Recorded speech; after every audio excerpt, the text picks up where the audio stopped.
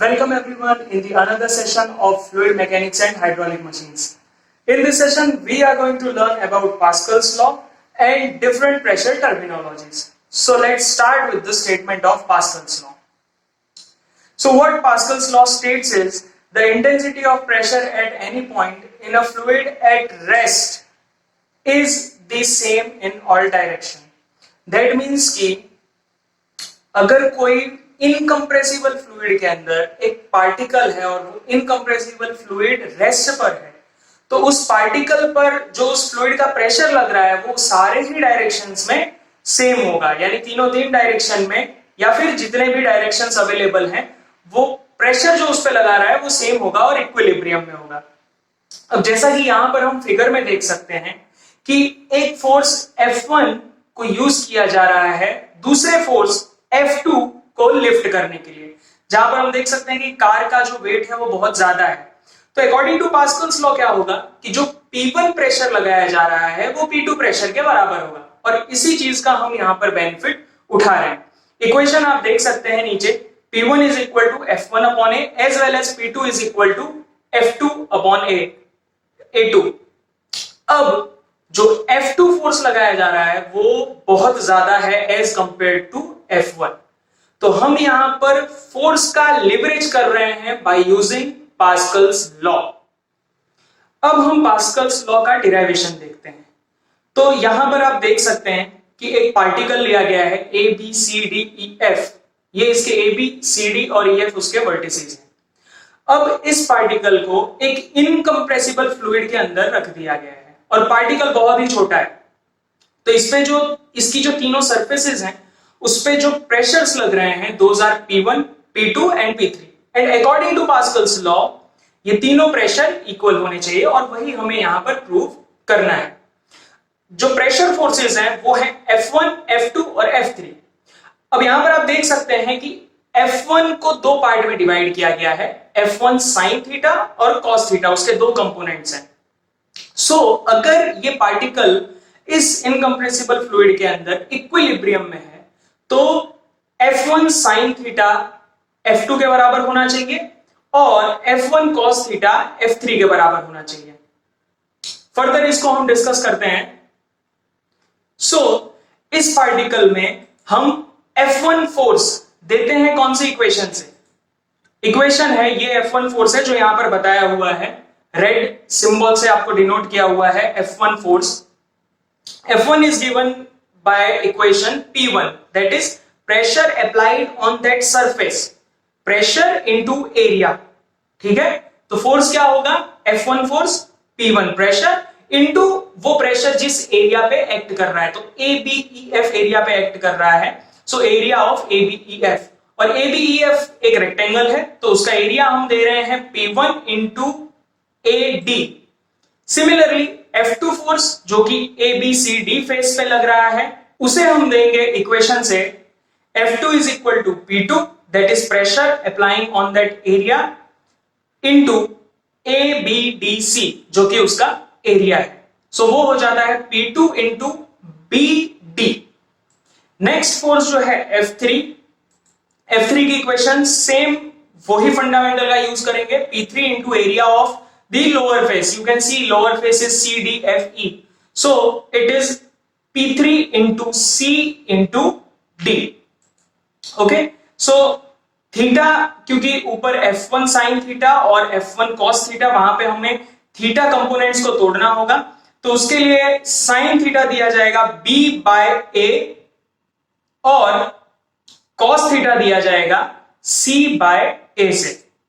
So further हम इसको अगर एक्सटेंड करें तो ये प्रिज्म अगर इक्विलिब्रियम में है तो जो अपोजिंग फोर्सेस है यानी कि हॉरिजॉन्टल फोर्सेस और वर्टिकल फोर्सेस, वो दोनों फोर्सेस एक दूसरे के इक्विलिब्रियम में होने चाहिए। That means F1 sin theta is equal to F2 as well as F1 cos theta is equal to F3। अब हमें करना ये है कि F1 sin थीटा की जगह पे उसकी जो वैल्यू हमने डिराइव की है, यानी F1 की वैल्यू हमने क्या डिराइव की है? P1 into AD, जो फर्स्ट इक्वेशन आप देख रहे हैं, और F2 की वैल्यू हमने क्या डिराइव की है? P2 into BD, जो सेकंड इक्वेशन आप देख रहे हैं, और F3 की वैल्यू हमने क्या डिराइव की है? P3 into CD।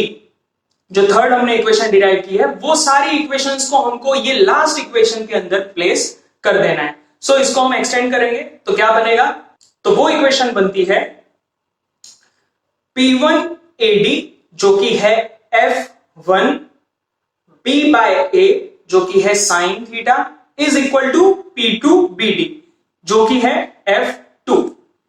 वैसे ही P1AD जो कि है F1 C बाय A जो कि है cos theta is equal to P3CD। So इस इक्वेशन को जब हम सॉल्व करेंगे तो आप इजीली देख सकते हैं that P1 is equal to P2 and P1 is again equal to P3. That means that all three pressures, no matter कि वो कौन से डायरेक्शन से लग रहा है, कौन से डायरेक्शन से लग रहा है वो मैटर नहीं कर रहा है, तीनों फोर्सेस प्रेशर्स एक दूसरे के बराबर होंगे। That means P1 is equal to P2 is equal to P3. So hence this proves the Pascal's law that if fluid is on at rest, then pressures in all direction on a particle will be same.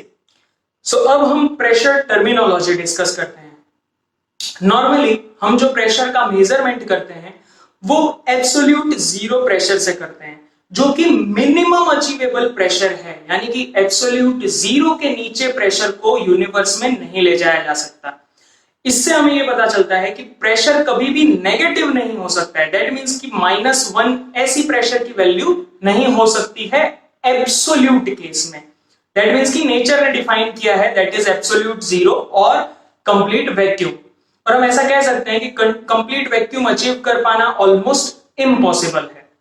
सो ये जो side में figure है right side में, इसमें आप देख सकते हैं कि जो सबसे बॉटम जो लेवल है that is denoted by this red line is absolute zero.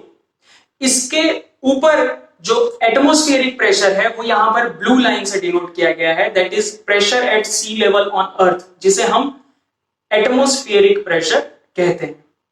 Atmospheric pressure के ऊपर जो भी प्रेशर मेजर किए जाएंगे वो सारे गेज प्रेशर कहलाएंगे, और एटमॉस्फेरिक प्रेशर से नीचे जो भी प्रेशर मेजर किए जाएंगे वो सारे वैक्यूम प्रेशर कहलाएंगे। नॉर्मली जो प्रेशर मेजरिंग डिवाइसेस होते हैं वो एटमॉस्फेरिक प्रेशर को एज अ डेटम लेकर वर्क करते हैं, यानी कि हम कोई भी प्रेशर एब्सोल्यूट प्रेशर से मेजर नहीं करते हैं, हम एटमॉस्फेरिक प्रेशर को रेफरेंस लेकर मेजर करते हैं। तो एटमॉस्फेरिक प्रेशर के ऊपर के सारे प्रेशर वो सारे गेज प्रेशर कहलाएंगे, और नीचे के जो यहां पर हम ग्रीन लाइन से देख रहे हैं, यानी कि एटमॉस्फेयर प्रेशर से अगर लोअर प्रेशर है, जैसे कि सक्शन के टाइम होता है, तो सक्शन के टाइम जो भी प्रेशर होगा वो एटमॉस्फेरिक प्रेशर से कम होगा। साइक्लोन के सेंटर में जो प्रेशर होगा वो एटमॉस्फेरिक प्रेशर से कम होगा, तो वो सारे प्रेशर वैक्यूम प्रेशर होंगे। और एटमॉस्फेरिक प्रेशर के ऊपर के प्रेशर, यानी कि अगर गाड़ी के टायर का प्रेशर हम ले लें या फिर बलून के अंदर का प्रेशर ले लें, तो वो सारे गेज पॉजिटिव गेज प्रेशर होंगे। सो जैसा कि यहां पर डेफिनेशन डिनोट कर रहा है, if P that is measured pressure is smaller than atmospheric pressure, then the gauge pressure becomes negative. So it will be called negative pressure, and if P is greater than atmospheric pressure, then it is called gauge pressure. And most of the devices measure gauge pressure, that is pressure above atmosphere. We take atmospheric pressure as a zero. So at sea level the pressure is given as 101.32 kilonewton per meter square. You can also call it 10 to the power 5 approximately Newton per meter square. You can also call it 10 to the power 5 pascals, which we can further call as 1 bar or 760 mm of Hg. So here we have discussed about the Pascal's law and the pressure terminologies. In next lecture we will discuss about the manometers, different types of manometers and their working. Now here are some important questions from the above topic. You can try out these by clicking on the Google link given below in the description. Thank you for watching the video.